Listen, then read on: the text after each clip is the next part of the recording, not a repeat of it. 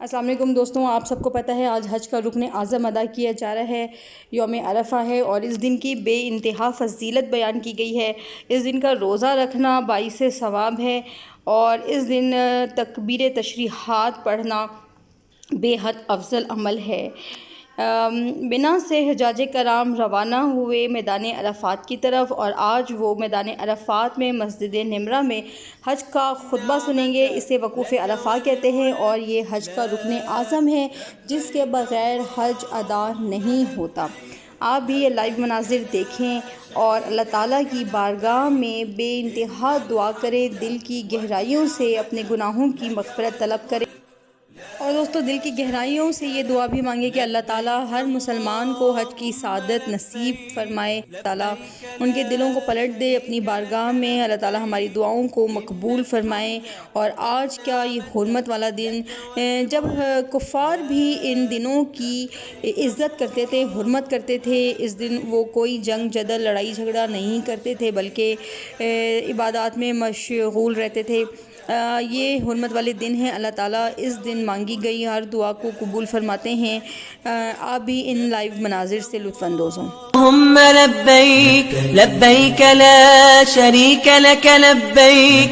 إن الحمد والنعمة لك والملك لا لبيك اللهم لبيك لبيك لا شريك لك لبيك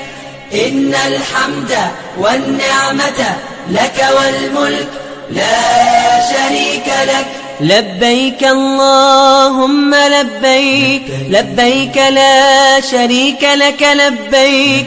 إن الحمد والنعمة لك والملك لا لبيك اللهم لبيك لبيك لا شريك لك لبيك إن الحمد والنعمة لك والملك لا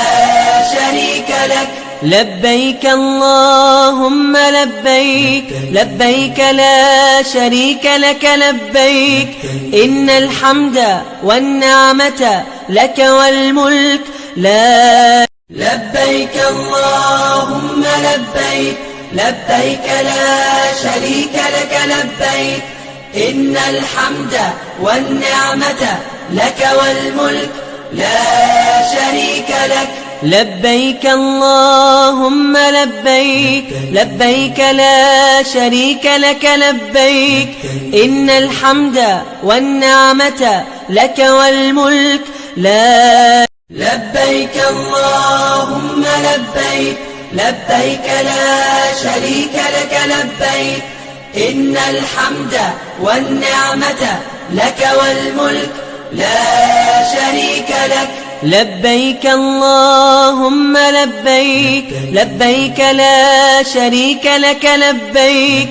إن الحمد والنعمة لك والملك لا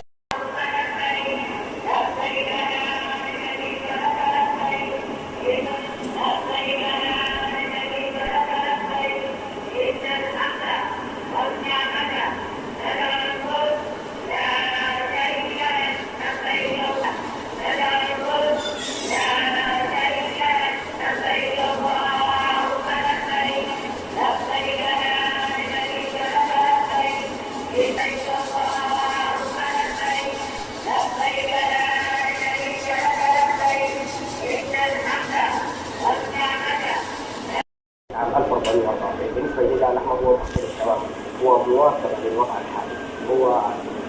يعني أن نكون للحاج أقرب. على سبيل المثال احنا خلينا بشكل كبير على عربات الإسعاف، يعني فيما معنى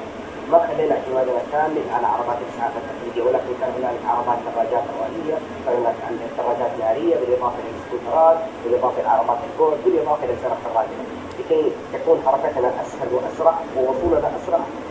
للحاج وللمريض والمصاب. حقيقة أستاذ عبد الرحمن قاعدين نشوف تطور كبير في الخدمات اللي تنقل من ضمنها الهلال الأحمر السعودي، يعني قاعدين كثير تتعاملون في محور الوقت، وقديش أنتم حريصين على اختصار الوقت الحاج الكريم وهذا الضيف الكريم. احنا ما ودنا ان نختم اكيد، يعني نستمتع بكل هذه الجهود اكيد، والتغطيه مستمره اكيد مع باقي زملائنا في قناه السعوديه، نستمتع بالاجواء الروحانيه. طبعا نذكر عبد العزيز اليوم انه